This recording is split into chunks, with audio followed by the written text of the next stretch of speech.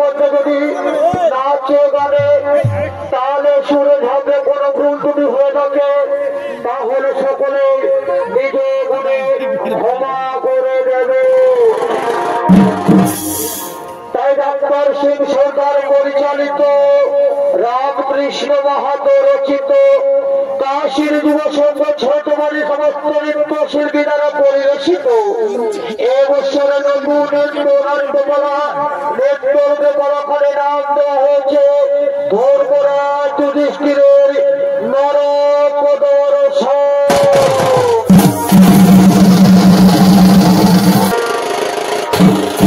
চমৎকার ভাই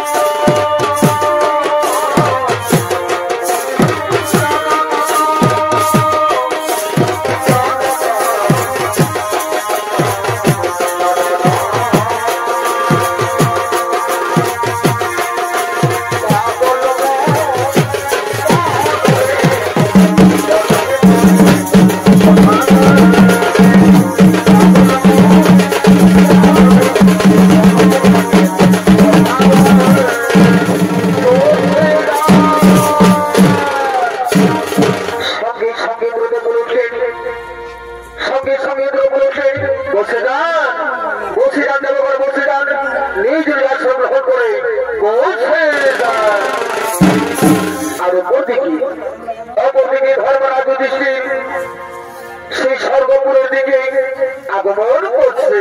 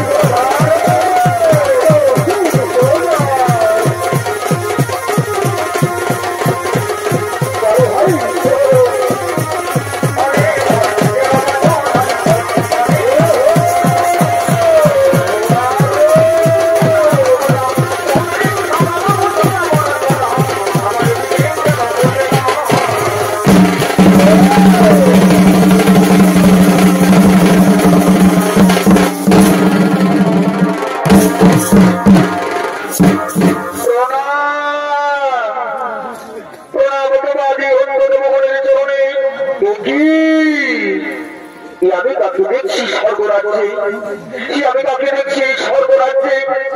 কি দুর্যোধন, এই মহাভাবী দুর্যোধন কিভাবে স্বর্গরাজ্যে আগমন করেছে? বলুন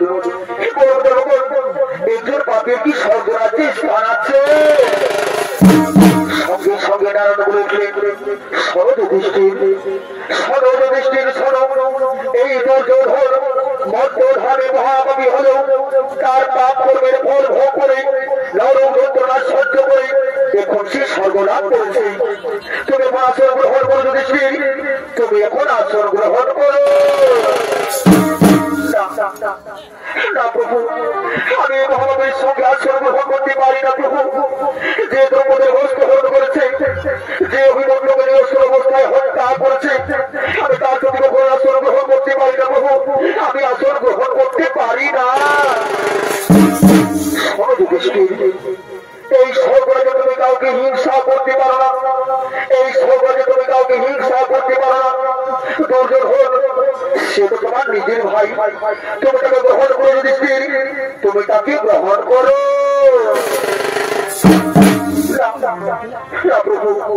আমি তো পারি না প্রভু, আমি তো পারি না।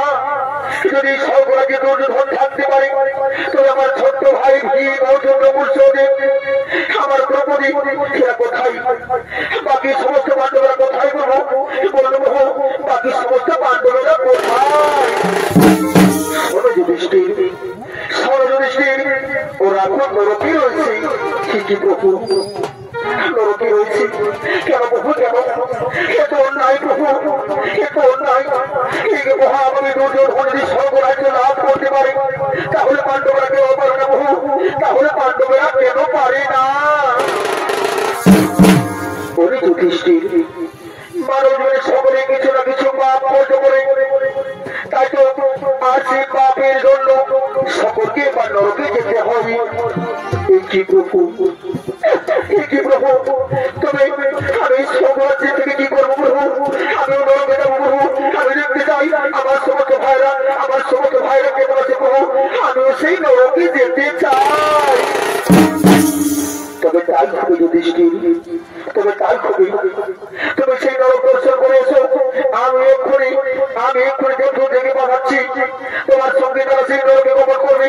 কোথায় কোথায় দেখো এই প্রতি তুমি সর্বচি করো।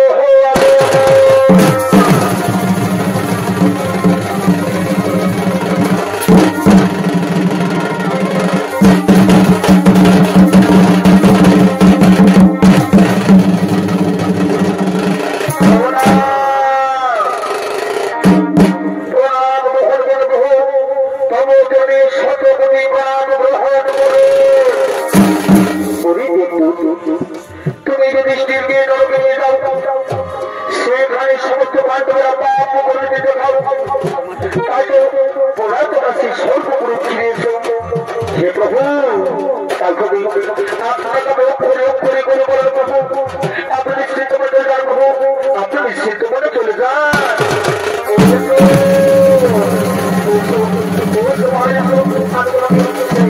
নরকে নিয়ে যায়।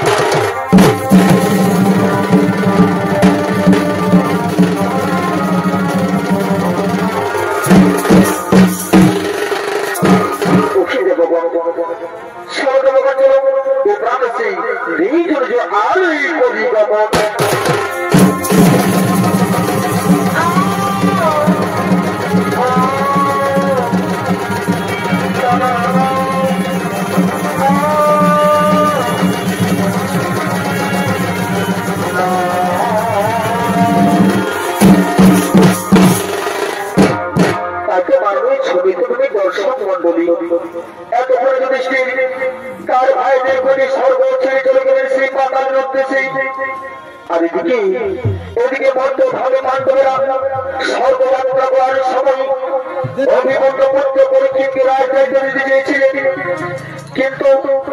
কিন্তু পরীক্ষিত না বালক থাকার সত্ত্বেও সেই যুদ্ধের ঔরসের সন্তান যুদ্ধকে সেই রাজদায়িত্ব দিয়ে যায়।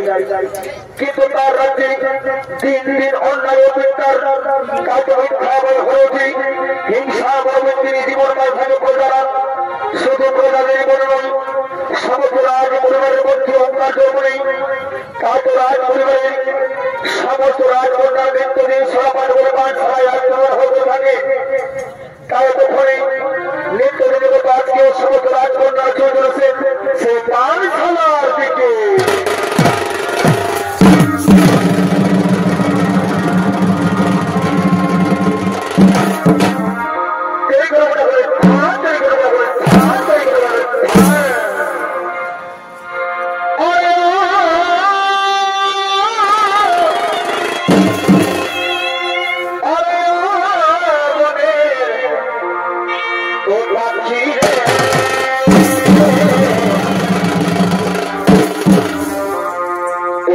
কৃষ্ণায়ার প্রিয়া প্রিয়া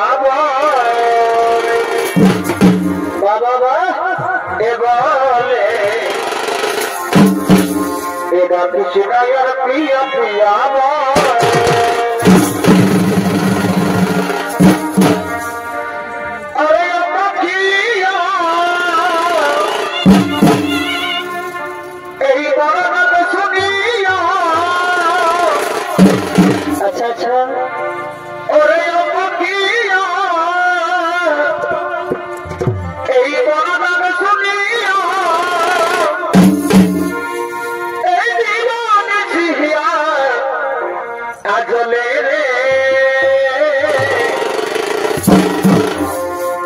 কৃষ্ণায়ার প্রিয়া প্রিয়া বলে এবারে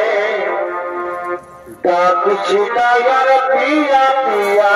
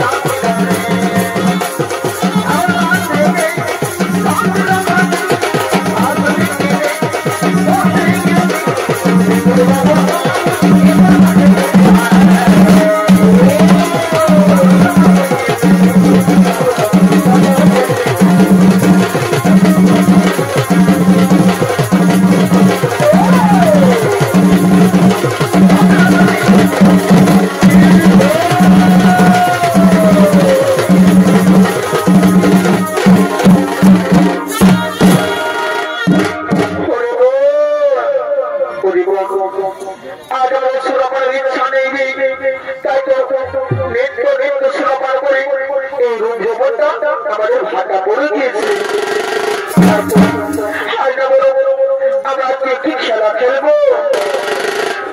এই রাস্তা দিয়ে যে প্রথমে বেরোবে তার কাছ থেকে আমরা কোরআনাই করবো। দিদি তুমি ঠিক কথাই বলেছো দিদি। তবে দিদি যদি মহারাজ এই কথা জানতে পারে এই কোরআনাই করছি বলে তাহলে কি হবে দিদি?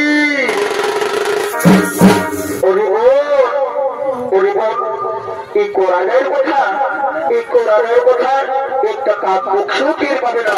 আর কি আমরা বিজন্য করবো না, চলো আমরা খানিক্ষণ ওইখানে একটু বিশ্রাম করি। তারপর দিদি আমরা খানিক্ষণ একটু বিশ্রাম করি। তাই তো পারবো ছোট ছোট দর্শক মন্ডলী সমস্ত রাজকন্যারা ছড়না পড়াশোনা করার জন্য কোরআনের জন্য অপেক্ষায় রইলেন। আর সেই পথে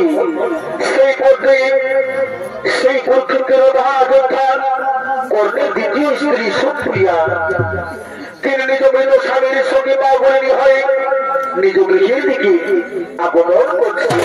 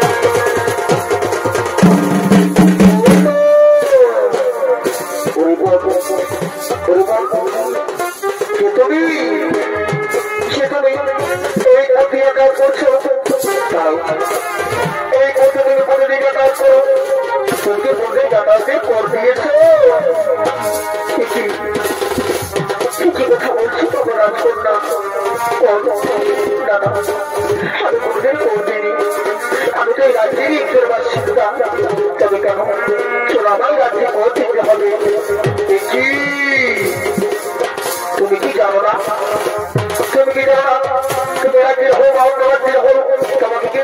আমাদের কর দিতেই হবে। কি বলছো তোমরা, কি বলছো রাজকন্যা? তোমরা ওখানে অপরাধ জিনিসগুলির কাছে তোমরা কর দেবে, তোমরা অপরাধ জিনিসগুলির কাছে তোমরা কর দেবে। তুমি অপরাধের স্ত্রী, তুমি অপরাধের স্ত্রী। ওরে বল, সেই অপরাধ যে গৌরবের পক্ষে যুদ্ধ করেছিল, সে অপরাধ যে গৌরবের পক্ষে আমাদের পিতা পরিবর্তন পাঠিয়েছিল, সমস্ত ধ্বংস পরিকল্পনা করেছিল, তার স্ত্রী তুমি। ওরে বল, কি দাঁড়িয়ে ছেড়ে দেওয়া চলবে না। আমাদের পিতা পরিবর্তনের পছন্দ আমরা, আমাদের পিতা পরিবর্তনের আমরা সৌরভ পরিশোধ নেব। তুমি ঠিক কথাই বলেছ, আমরা আমাদের পিতা পরিশোধ নেব দিদি, আমরা আমাদের পিতা পরিশোধ নেব।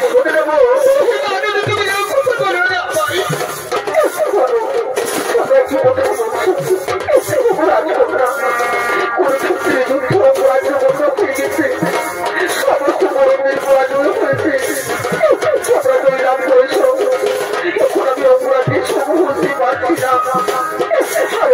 আমার কাছে কর দেবে দাদা, আমার কাছে কিছু নেই কর দেওয়ার মতো। তোমরা আমার শ্রীরাম রাজকন্যা, তোমরা আমার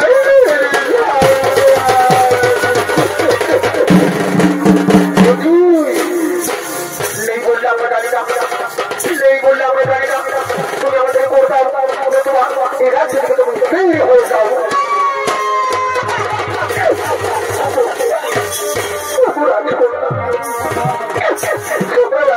আমায় বের করে দিও না, এই রাজ্য থেকে আমি কোথায় চলে যাবো। রাজকন্যা তুমি ঠিক আছে, আমি নগরে নগরে ইচ্ছে করবো, সেই ইচ্ছে করে আমি যা উপার্জন করবো, আমি তোমাদের সেই উপার্জনই আমি তোমাদের করে দেবো।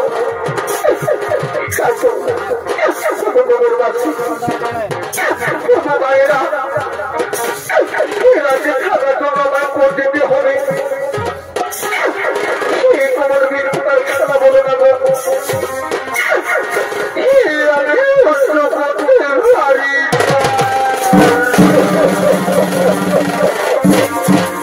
আমি রাস্তা দিয়ে যাচ্ছি, আমায় কর দিতে হবে। আমি কোনো জোর করে তোমাদের কাছে মিলাতে করে আমি ভিক্ষা চাইছি, কোনের জন্য আমার ভিক্ষা দাও, কোনের জন্য আমার ভিক্ষা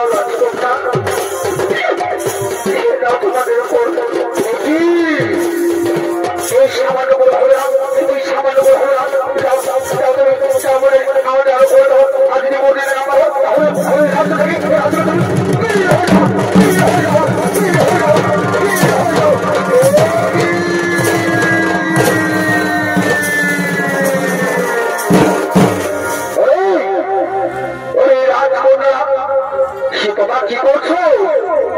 এই ঘরের প্রতি হারাইশ থেকে তোমরা এই হলো অত্যাচার করছো।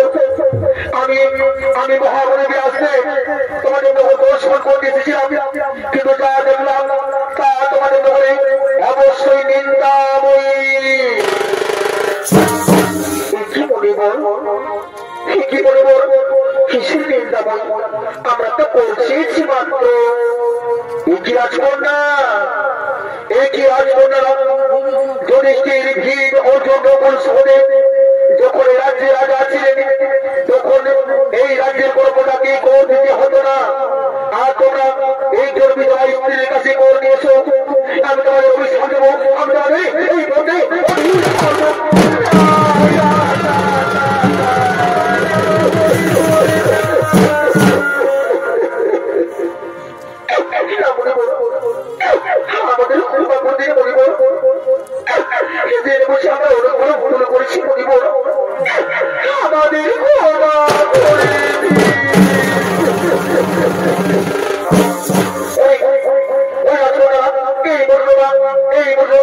আমার সোনা থেকে দূর হয়ে যাও,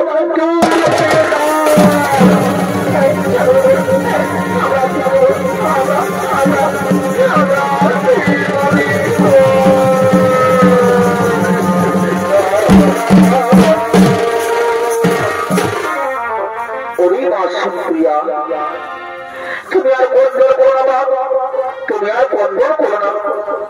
তোমার স্বামী মহাসুখী আছে সুপ্রিয়া, তোমার স্বামী মহাসুখী আছে। শুধু তোমার স্বামীর যত বড় সেই কুরুক্ষেত্রের মহাযুদ্ধে বীর গতি লাভ করেছে তারা সবাই নিজ নিজ লোকে মহাসুখী আছে। চলো চলো সুপ্রিয়া, চলো আমার সঙ্গে আমার কুটিরে চলো। এই আপনার যাত্রাকে ভোগ করতে হবে না। চলো সুপ্রিয়া, চলো আমরা সেই আমাদের কুটির দিকে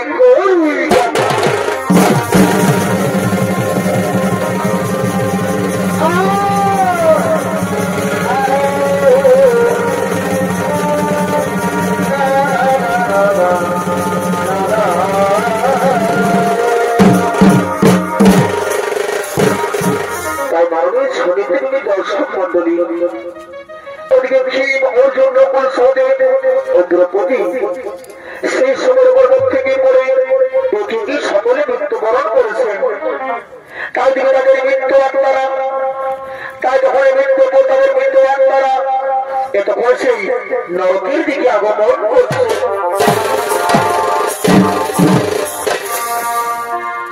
আরে চিত্রগুপ্ত এই লিখেছে খাতা,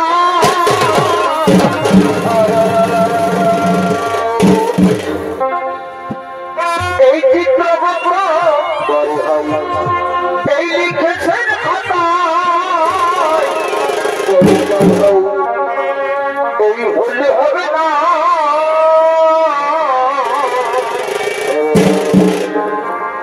এই শেষ বিচারের হাইকোর্ট ও কিলি বেলে না, শেষ বিচারের হাইকোর্ট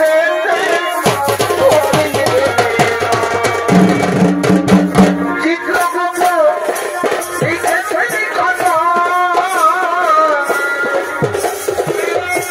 চিত্রগুপ্ত লিখেছে কথা,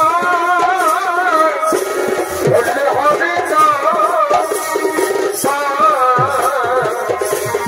বিচারের হাইকোর্টে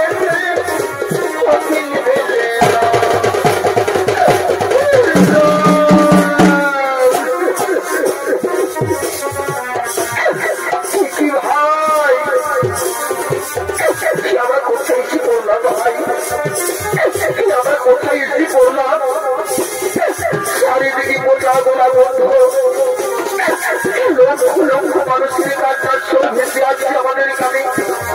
এত নরম ভাই, এত নরম ভাই, আমরা কি এমন পাপ করছি ভাই? আমাদের আমরা সমাজকে নরকে এসেছি ভাই, নরকে যারা আমরা সহ্য করতে পারি না ভাই, নরকে যারা আমরা সহ্য করতে পারি না।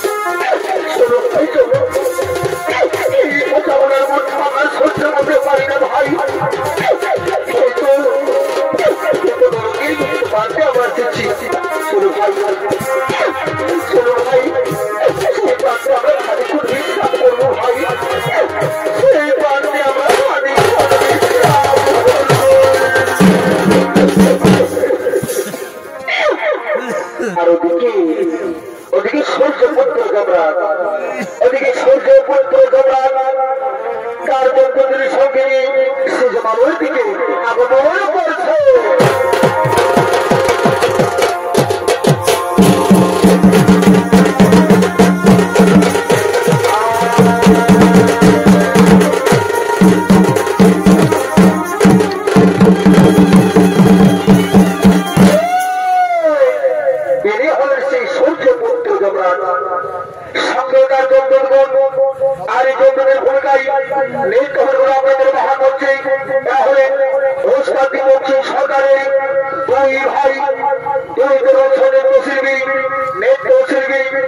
সন্দীপ সিং সরকার ও সৌর্য সিং সরকার আর জগনের ভূমিকায় আপনাদের মহান মধ্যে ছড়ি তৈরি করে থাকেন উনি হলেন আপনাদের সকলে বিশ্বপরিচিত সনাম ধন্য নৃত্যশিল্পী ওস্তাদ দীপক সিং সরকার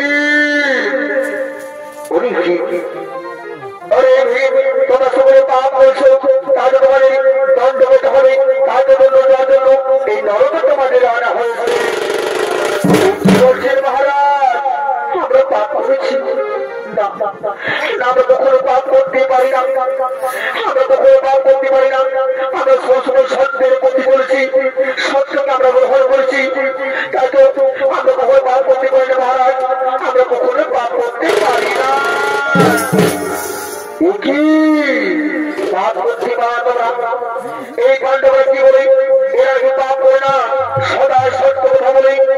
চিত্রগুপ্ত কোথায় চিত্রগুপ্ত, এই বলতে বল সাঙ্গকে ওর হওয়া বাবু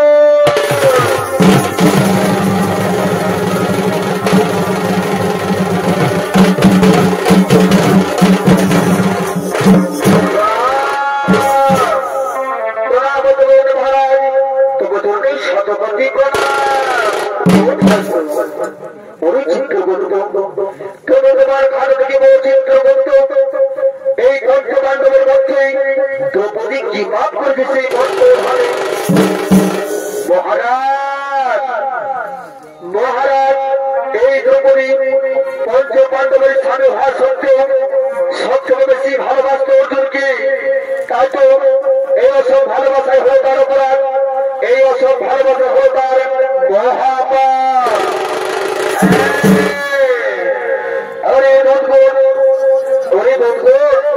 তোমরা দ্রৌপদীকে মারতে মারতে সেই মন্ত্রণা দিন উঠে না।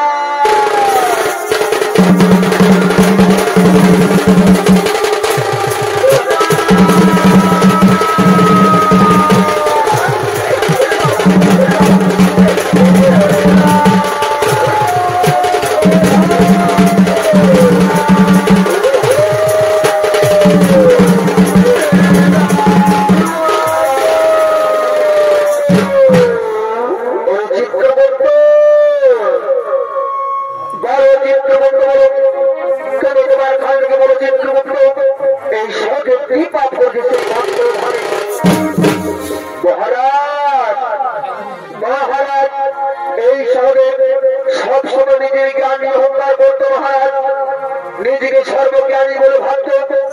এই ত্রিভুবনে কেউ সর্বজ্ঞানী নয় মহারাজ, এই সর্বজ্ঞানী ভাবার মহাপাপ করতে সহজে। তাই বল মহারাজ, এই সহজকে কি শাস্তি দেওয়া হবে?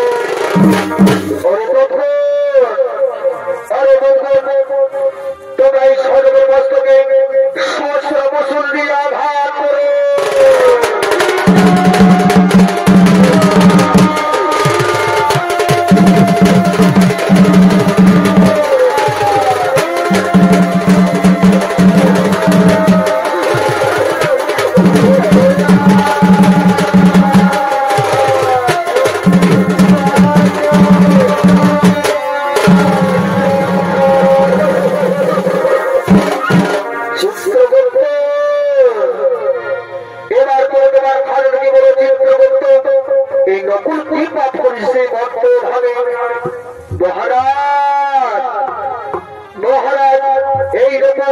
নিজের রূপ রূপণী অহংকার করতো মহারাজ, নিজেকে সব থেকে বড় রূপবান ব্যক্তি হিসেবে গণ্য করতো। তাতে এই রূপবান ব্যক্তি গণ্য করে তার মহারাজ বলল মহারাজ, একে কি শাস্তি দেওয়া হবে?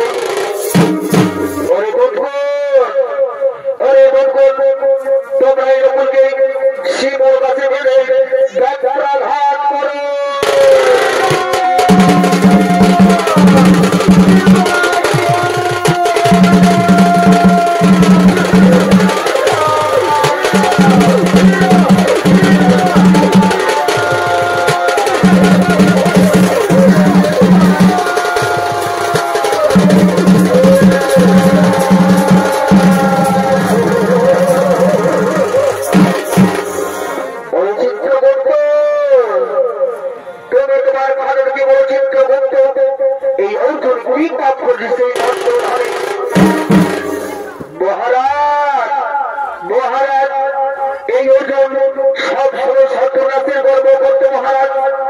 নিজেকে সব থেকে বড় ধর বলে অহংকার করত, এবং অন্যান্য ধর করতে তুচ্ছ বলে ভাবত।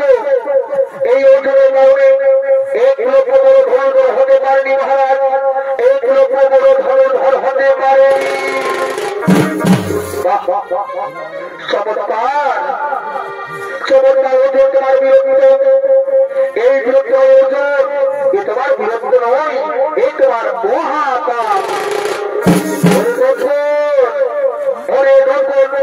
তোমরা অর্জুনকে 28 খন্ড জলে ডুবিয়ে রেখো।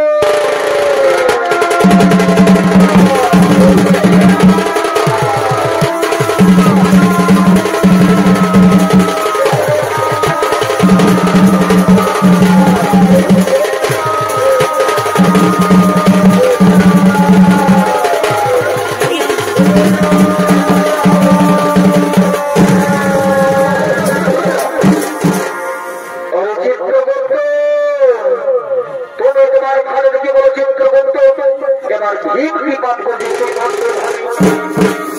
মহারাজ মহারাজ এই ভীম নিজের খোদা নিবারণের জন্য আর পাঁচজনের খোদার কোনো চিন্তা করতেন না মহারাজ।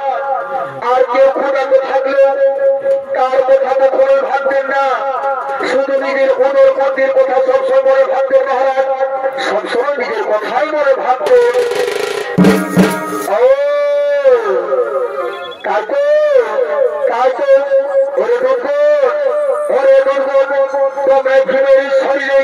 সমস্ত বড় বড় হাতরা ভাগ করে তাতেও যদি না হই তবে উল্টো দিক থেকে আর দিয়ে আঘাত করো।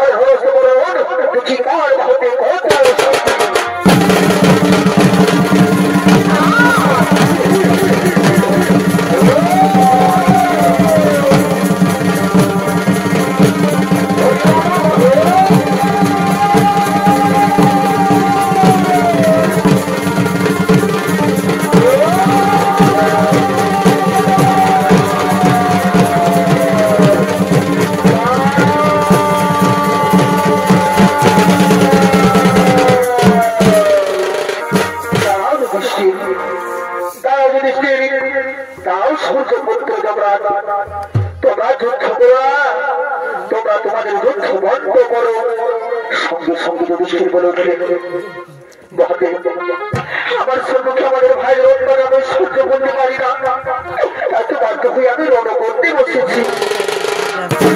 সঙ্গে সঙ্গে যমরাজ বলছেন, মহাদেব আমি আমার গর্ব করছি মহাদেব, সেটা আমার কিছুই অপরাধ নেই।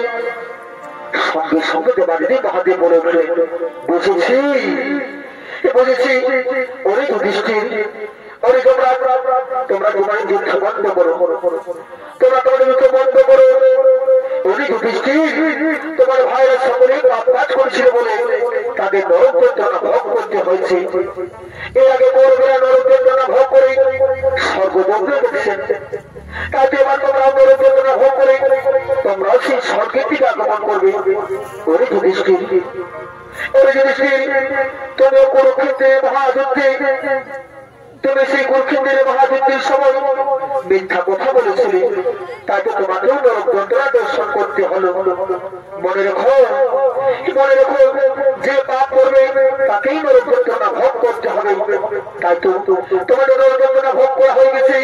এবার তোমরা এবার চলছে স্বর্গপুরের দিকে আমরা করবো গমন।